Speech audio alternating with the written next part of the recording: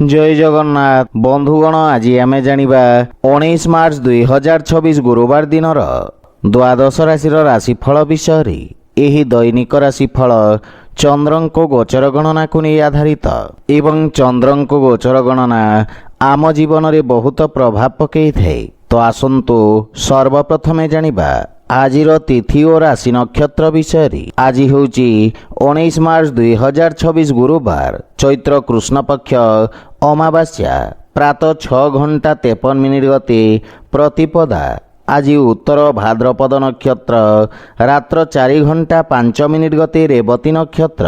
आज मीनचंद्र ओहरात्र। आजिर पर्वोत्सव चैत्र अमावास्या और बासंतिक नवरात्र पूजारंभ। आजिर शुभ बेला प्रातः 5:59 रु 7:36 पर्यंत। आजिर सूर्योदय प्रातः 5:59। आजिर सूर्यास्त संध्या 6:04। आज धनुराशि पुरुष और कर्कट तुला महिला मानक घात चंद्र एवं कर्कट राशि घात बार। आज पानी कखारु खाइबा निषिद्ध। तो बंधुगण आसंतु जानिबा आजिर राशिफल विषय। ता पूर्वरु आम चैनल को जो माने नुआ करी आछंती तले थिबा लाल रंगर सब्सक्राइब बटन को दबाई आम चैनल को सब्सक्राइब करंतो और पाखरे थिबा घंटी बटन को दबाई ऑल रे सिलेक्ट करंतो। कहीं आमे अपलोड करिथवा प्रत्येक वीडियो नोटिफिकेशन आपण सर्वप्रथमे पाई परिबे। तो प्रथमे जानिबा मेष राशि विषय। आपणक राशि चंद्रमांक द्वादश भाव रे गोचर आपणक व्यवसाय क्षेत्र रे हानि घटिबार जोग उत्पन्न करुछि। आपण निज लंबित कार्य को पूरण करिवार प्रयास करिबे। कौनसी प्रकार नुआ कार्य हाथ को नियंतु नहीं एवं असुरक्षित कार्य रे क्षति हेबार संभावना रहिछि। विशेष रूप रे शेयर मार्केट आदि क्षेत्र रे निवेश करिवारो आपणको दूरेई रहिबा उचित। वाणिज्य व्यवसाय रे क्षतिर सामना करिबाको पड़िबो एवं रोजगार क्षेत्र रे कौनसी प्रकार परिवर्तन पई समय शुभ नुहे। पारिवारिक जीवन रे जीवन साथी सहित मतभेद देखा दे पारे एवं एथिरे पारिवारिक स्थिति कलहपूर्ण रहिबो। किंतु अविवाहित मानक पई विवाहर जोग रहिछि। रात्रि समय रे बंधु मित्रंक सहित मनोरंजन और मौज मजलिस रे समय व्यतीत करिबे। कौनसी प्रकार संपत्ति क्रय विक्रय मध्य शुभ नुहे। एथिपई बुझी विचारी कार्य करंतो। मानसिक चाप तथा कार्यभार आपनଙ୍କୁ चिंतित करिबो। किंतु स्वास्थ्य नियमर पूर्ण पालन करंतो। आज आपण ओं आदित्याय नमः मंत्र जप करंतो शुभ फल पाइबे। वृष राशि। आज आपण पूर्वरु करिथिबा कठिन परिश्रमर सुखद परिणाम पाई परिबे एवं उत्तम लाभर स्थिति लागी रहिबो। आपणक कार्य क्षेत्र रे आपणक मान सम्मान वृद्धि पाइबो एवं व्यवसाय क्षेत्र रे किछि नुआ व्यक्तिंक सहित ऑनलाइन वार्तालाप करिबे। आपणक सामाजिक क्षेत्रर विस्तार घटिबो एवं परिश्रमर उत्तम परिणाम पाई परिबे। कार्य क्षेत्र रे नुआ योजनार प्रारंभ करिबा पई उत्तम अनुकूल समय। परिवार जनक हितरे करिथिबा त्यागर आपणको स्वर्णिम परिणाम प्राप्ति हेब। किंतु पैतृक संपत्ति को नहीं कौनसी प्रकार वाद विवाद देखा दे पारे। नव विवाहित मानक पई संतान प्राप्तिर जोग रहिछि एवं आपणक दायित्व रे वृद्धि घटिब। बंधु मित्रंक सहयोगरु आज नुआ कारोबार प्रारंभ करि परिबे। स्वास्थ्य अवस्था रे गंठी जनित समस्या देखा दे पारे। आज आपण गोमाता को खाइबाकू दियंतो शुभ फल पाइबे। मिथुन राशि। आज आपणक कर्म भाव रे चंद्रदेवंको गोचर आपणको राजकीय क्षेत्र रे लाभ प्रदान करिबो। उच्च अधिकारी सहयोग प्राप्ति हेब एवं आपणक कार्यशैली रे एक नुआ चमक आसीबो। विद्यार्थी छात्र छात्री मानक पई पूर्वरु दिया जाइथवा प्रतियोगी परीक्षा रे उत्तम परिणाम प्राप्ति हेब। ऑनलाइन इंटरव्यू रे सफलता मिलिबो। आपणक जस ओ मान सम्मान रे वृद्धि घटिबो। पितांक मार्गदर्शन रे निया जाइथवा निर्णय सफल सिद्ध हेब। माता पिता आपणक प्रति गौरवान्वित अनुभव करिबे एवं परिवार रो पूर्ण सहयोग मिलिबो। समस्त क्षेत्ररु आपणको शुभ समाचार मिलिबो। ପ୍ରେମ ଜୀବନରେ ମଧୁରତାର ଭାବ ରହିବ, କିନ୍ତୁ ବନ୍ଧୁମିତ୍ରଙ୍କ ପକ୍ଷରୁ ନିରାଶା ମିଳିବ। ଆଜି କୌଣସି ପ୍ରକାର ଋଣ ଦେବା ନେବା ଠାରୁ ଆପଣ ଦୂରେଇ ରୁହନ୍ତୁ ଏବଂ ମାତାପିତାଙ୍କ ସ୍ୱାସ୍ଥ୍ୟାବସ୍ଥାର ବିଷୟ ଧ୍ୟାନ ରଖନ୍ତୁ। କୌଣସି ପୁରୁଣା ରୋଗ ଆପଣଙ୍କ ପାଇଁ କଷ୍ଟଦାୟକ ହୋଇପାରେ।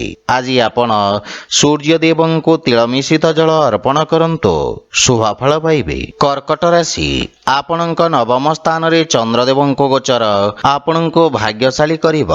ଏହି ସମୟ ଆପଣଙ୍କ ପାଇଁ ଅତ୍ୟନ୍ତ ଶୁଭ ରହିବ। ସମସ୍ତ ପ୍ରକାର ସମସ୍ୟା ଦୂର ହେବାକୁ ଲାଗିବ। ଯୋଜନାବଦ୍ଧ ଭାବରେ କରାଯାଇଥିବା ସମସ୍ତ କାର୍ଯ୍ୟରେ ଆପଣ ଉତ୍ତମ ସଫଳତା ପାଇବେ ଏବଂ ସାମାଜିକ କ୍ଷେତ୍ରର ବିକାଶ ହେବ। ନୂଆ କାର୍ଯ୍ୟର ରୂପରେଖା ପ୍ରସ୍ତୁତ କରିବେ। କାର୍ଯ୍ୟସ୍ଥଳରେ ଆଜି ଆପଣଙ୍କ ବାଣୀ ପ୍ରଭାବୀ ତଥା ଚମତ୍କାରିକ ରହିବ। ଭାଇ ଭଉଣୀଙ୍କ ମାର୍ଗଦର୍ଶନ ବା ସହଯୋଗ ମିଳିବ ଏବଂ ଭବିଷ୍ୟତର ଯୋଜନା ବିଷୟରେ ଆପଣ ଚର୍ଚ୍ଚା କରିବେ ତଥା ସମସ୍ୟାର ସମାଧାନ ଖୋଜିବାରେ ସଫଳ ହେବେ। ପରିବାରରେ ସମସ୍ତଙ୍କ ସହିତ ନମ୍ରତାପୂର୍ଣ୍ଣ ବ୍ୟବହାର ଦ୍ୱାରା ଲାଭ ତଥା ମାନସିକ ଶାନ୍ତି ପ୍ରାପ୍ତି ହେବ ଏବଂ ବୈବାହିକ ଦାମ୍ପତ୍ୟ ଜୀବନ ଅତ୍ୟନ୍ତ ସୁଖମୟ ରହିବ। କିନ୍ତୁ ସନ୍ତାନ ସମ୍ବନ୍ଧିତ କିଛି ସମସ୍ୟା ଆପଣଙ୍କୁ ଚିନ୍ତିତ କରିବ।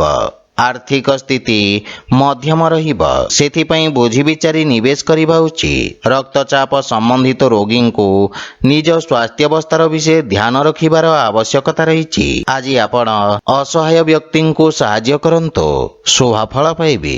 ସିଂହ ରାଶି, ଆଜି ଆପଣଙ୍କୁ ବ୍ୟବସାୟ କ୍ଷେତ୍ରରେ ଭାଗିଦାରୀଙ୍କ ପକ୍ଷ ମଧ୍ୟ ଶୁଣିବାକୁ ପଡ଼ିବ, ଅନ୍ୟଥା ଆପଣଙ୍କୁ ଆକସ୍ମିକ କୌଣସି ବଡ଼ କ୍ଷତିର ସାମ୍ନା କରିବାକୁ ପଡ଼ିବ।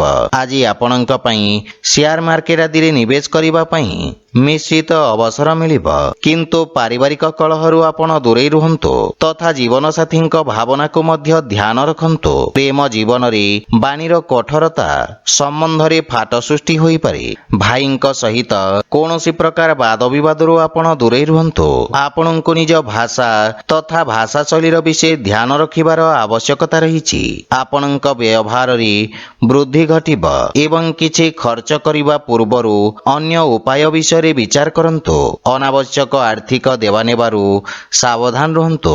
କାର୍ଯ୍ୟକ୍ଷେତ୍ରରେ ଆଜି କୌଣସି ଅଜଣା ବ୍ୟକ୍ତିଙ୍କୁ ସାମିଲ କରିବା ପୂର୍ବରୁ ବିଚାର ନିଶ୍ଚୟ ଭାବରେ କରନ୍ତୁ, ଅନ୍ୟଥା ପରେ ଆପଣଙ୍କୁ କ୍ଷତିର ସାମ୍ନା କରିବାକୁ ପଡ଼ିବ।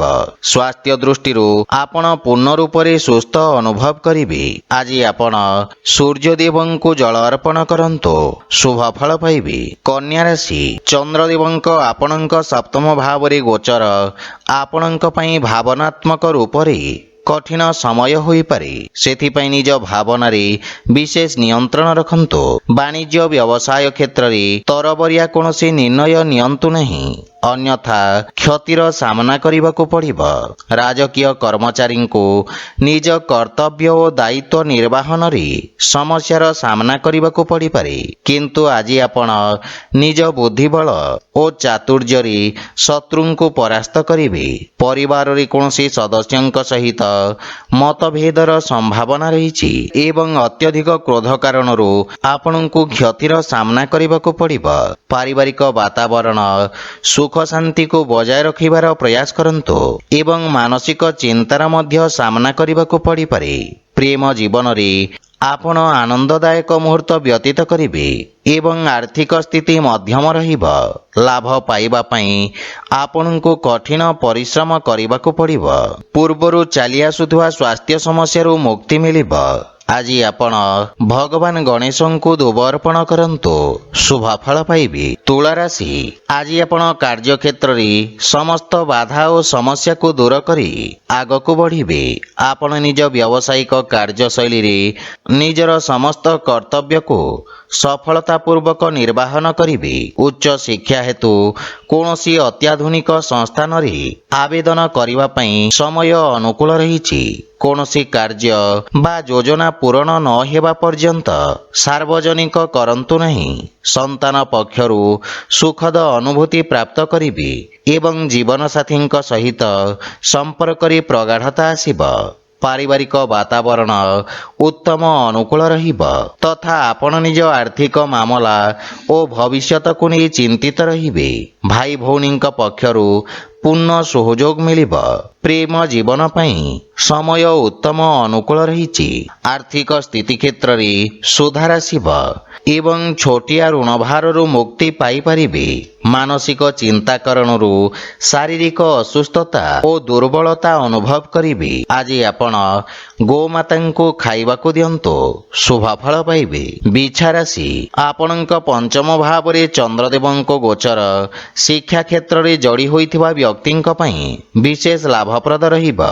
ଆପଣଙ୍କ ପାଇଁ ସମସ୍ତ ପ୍ରତିଯୋଗୀ ପରୀକ୍ଷାର ଉତ୍ତମ ପରିଣାମ ପ୍ରାପ୍ତ ହେବାର ପ୍ରବଳ ଯୋଗ ରହିଛି। ଭବିଷ୍ୟତକୁ ଦୃଷ୍ଟିରେ ରଖି କୌଣସି ବିଶେଷ ଶିକ୍ଷା ଗ୍ରହଣ କରିବାର ଇଚ୍ଛା ପ୍ରକାଶ କରିବେ। ପରିବାରରେ ଆପଣ ନିଜ ମଧୁର ବାଣୀରେ ସମସ୍ତଙ୍କୁ ପ୍ରଭାବିତ କରିବେ ଏବଂ ଆପଣଙ୍କ ସକାରାତ୍ମକ ଛବିର ନିର୍ମାଣ ହେବ।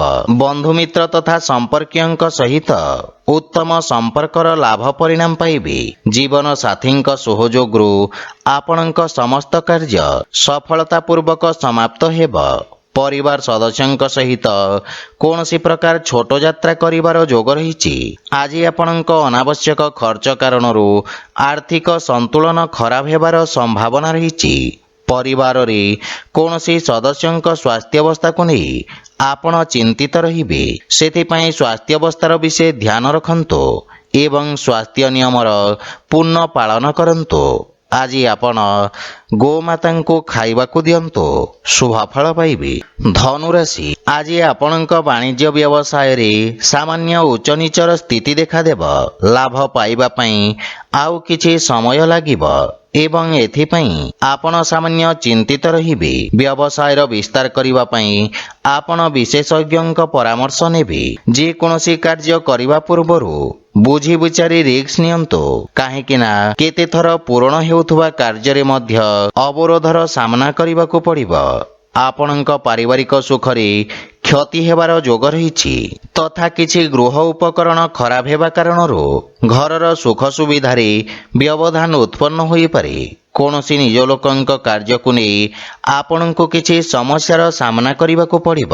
ଆର୍ଥିକ ସ୍ଥିତି ସାମାନ୍ୟ ସଂଘର୍ଷପୂର୍ଣ୍ଣ ରହିବ ଏବଂ କୌଣସି ପ୍ରକାର ନିବେଶରୁ ଆପଣଙ୍କୁ ଦୂରେଇ ରହିବା ଉଚିତ। ଧନ ପ୍ରାପ୍ତି ପାଇଁ ଧୈର୍ଯ୍ୟ ବଜାୟ ରଖନ୍ତୁ ଏବଂ ଯାନବାହନ ଜନିତ ଦୁର୍ଘଟଣାର ସମ୍ଭାବନା ରହିଛି।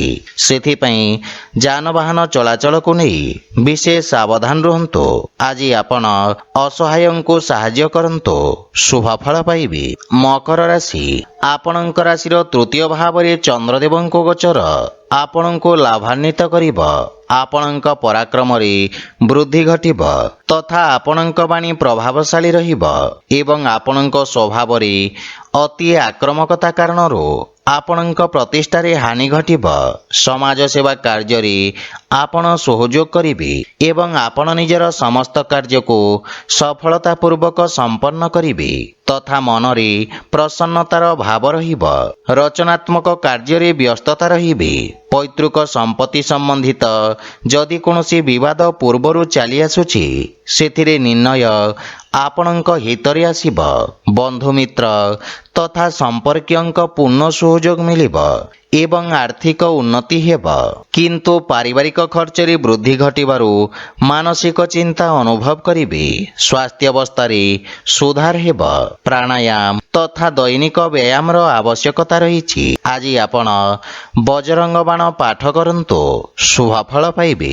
କୁମ୍ଭ ରାଶି, ଆଜି ଆପଣ ନିଜ ବାଣୀରେ ସମସ୍ତଙ୍କ ପ୍ରିୟ ଭାଜନ ହେବେ ଏବଂ ନିଜ ମଧୁର ବାଣୀରେ ପୂର୍ବରୁ ଅଟକିଥିବା ମାମଲାକୁ ସମାଧାନ କରିନେବେ। ଅଧିକାରୀ ବର୍ଗଙ୍କ ଠାରୁ ସକାରାତ୍ମକ ସହଯୋଗ ପ୍ରାପ୍ତି ହେବ ଏବଂ ବ୍ୟବସାୟରେ କିଛି ନୂଆ ସୌଦା ଆପଣଙ୍କ ପାଇଁ ଆଶାଜନକ ସ୍ଥିତିର ନିର୍ମାଣ କରିବ। ଆପଣଙ୍କ କାର୍ଯ୍ୟର ସବୁ ଜାଗାରେ ପ୍ରଶଂସା ହେବ।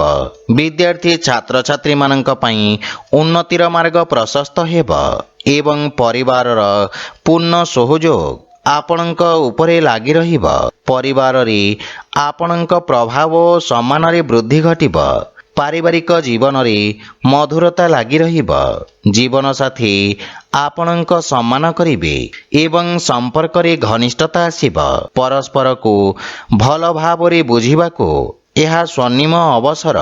ଆପଣଙ୍କ ରଚନାତ୍ମକ କାର୍ଯ୍ୟ କାରଣରୁ ଆପଣଙ୍କୁ ପ୍ରସିଦ୍ଧି ମିଳିବ ଏବଂ ଆର୍ଥିକ ସ୍ଥିତିରେ ସୁଧାର ଆସିବ ତଥା ଆପଣଙ୍କ ଆୟର ନବୀନ ସ୍ରୋତର ବିକାଶ ହେବ। ଆପଣଙ୍କ ସ୍ୱାସ୍ଥ୍ୟାବସ୍ଥା ଉତ୍ତମ ଅନୁକୂଳ ରହିବ। ଆପଣ ଶାରୀରିକ ସୁସ୍ଥ ଓ ଊର୍ଜାବାନ ଅନୁଭବ କରିବେ।